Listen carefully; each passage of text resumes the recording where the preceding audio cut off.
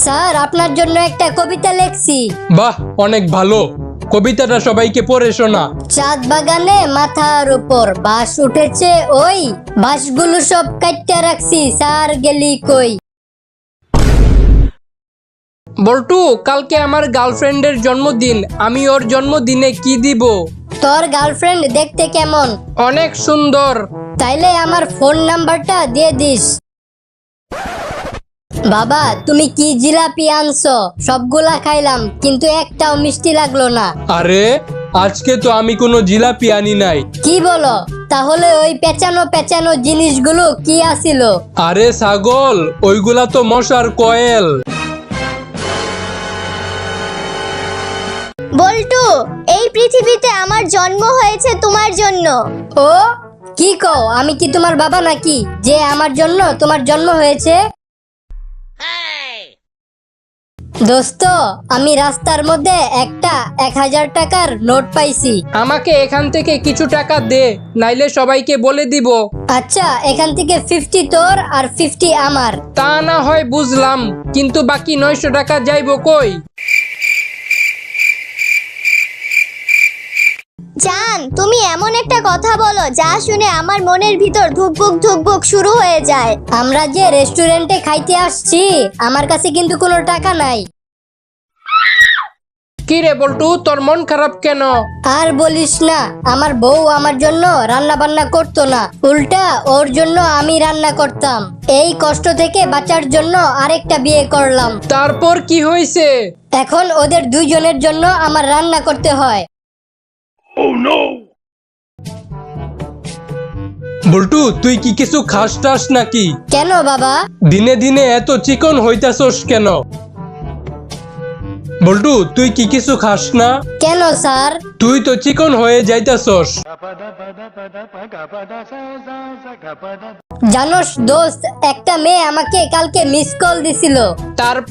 তারপর আমি বুঝলাম যে এই দুনিয়াতে আমার থেকেও বড় ফকিন্নি আছে। আচ্ছা বল্টু, বলতো আমাদের ডান হাতের দাম যদি 100 টাকা হয়, তাহলে আমাদের বাম হাতের দাম কত হবে?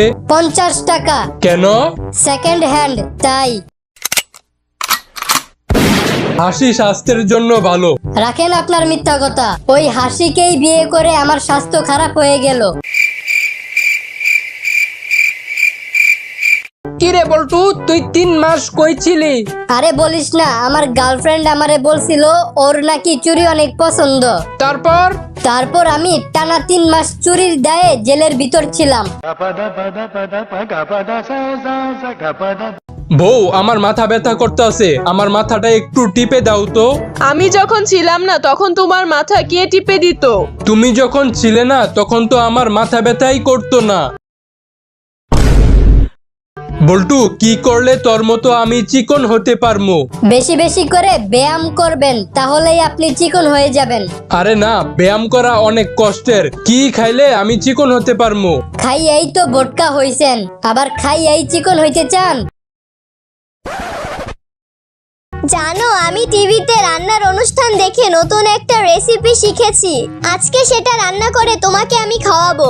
বুঝছি, এতদিন তো তিলে তিলে মারতা, এখন একেবারেই মাইরা ফেলবা। বল্টু, তুই বড় হয়ে কি হবি? স্যার, আমি বড় হয়ে গবেষক হব। ওহ, ভালো কথা। তা তুই বড় হয়ে কিসের গবেষক হবি? সেটা নিয়েই গবেষণা করতেছি। আচ্ছা বল্টু, বলতো ছেলেরা যেখানেই যায় সাথে করে মোবাইল নিয়ে যায়, কিন্তু সব জায়গায় বউ নিয়ে যায় না কেন? কারণ মোবাইল তো ইচ্ছা করলেই সাইলেন্ট মোডে রাখা যায়। বল্টু, আমি মোবাইল দিয়ে টাকা ইনকাম করতে চাচ্ছি। কিভাবে আমি কম সময়ের মধ্যে আমার মোবাইল দিয়ে টাকা ইনকাম করতে পারবো? আপনি যদি কম সময়ের মধ্যে মোবাইল দিয়ে টাকা ইনকাম করতে চান, তাহলে আপনার বেশি কিছু করতে হবে না, মোবাইলটা বিক্রি করে দেন। বাবা, আজকে আমাদের ক্লাসের ম্যাডাম আমাকে মেরেছে। কেন? আমি উনাকে মুরগি বলেছি, তাই। তুই তোর ম্যাডামকে মুরগি বলেছিস কেন? উনি আমার খাতায় 2টা ডিম দিছে, তাই। ভাই আপনার দোকান থেকে এত কিছু কিনলাম, একটু ডিসকাউন্ট দিয়েন। তাছাড়া আমি কিন্তু আপনার রেগুলার কাস্টমার, অনেক দিন ধরে আমি আপনার দোকান থেকে জিনিস কিনি। আমার কথায় আমার বন্ধুরাও কিন্তু আপনার দোকান থেকে জিনিস কিনে। কিন্তু ভাই আমি তো কালকেই দোকানটা খুললাম।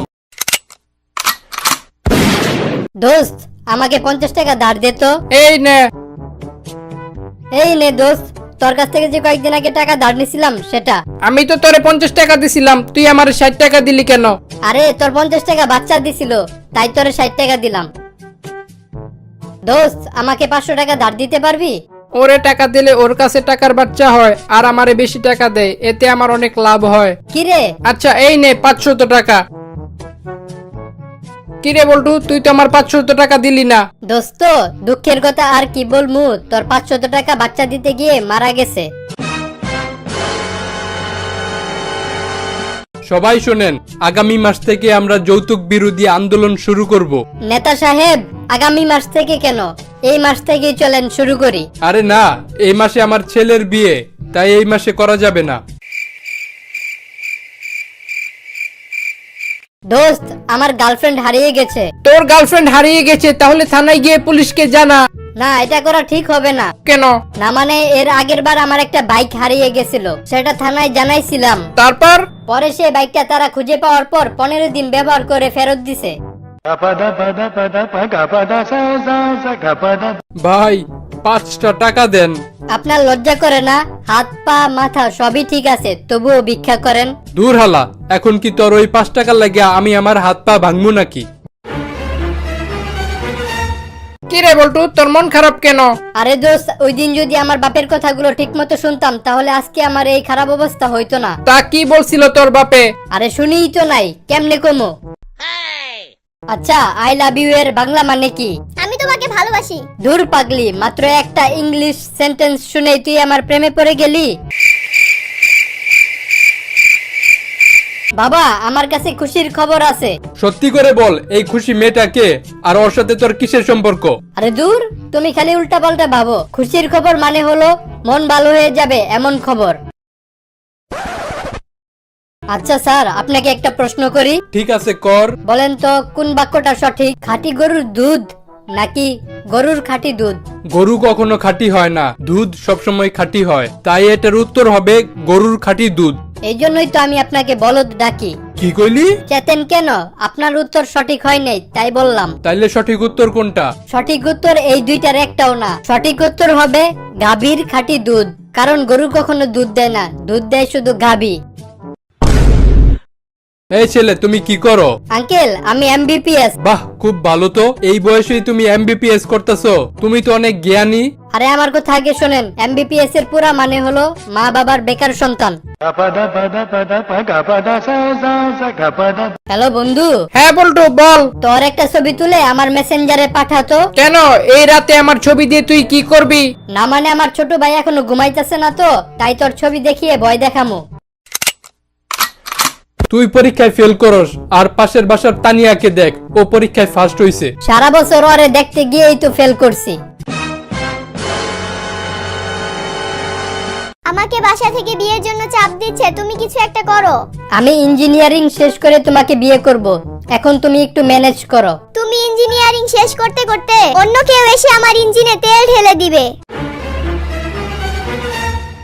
এইবার যদি আমি নির্বাচনে জিতে যাই তাহলে এলাকার সব ভাঙা রাস্তা ঠিক করে দিমু। নেতা সাহেব আমাদের এলাকায় তো কোনো ভাঙা রাস্তা নাই। তাহলে প্রথমে রাস্তা ভাঙমু, তারপরে সেই ভাঙা রাস্তা ঠিক করমু।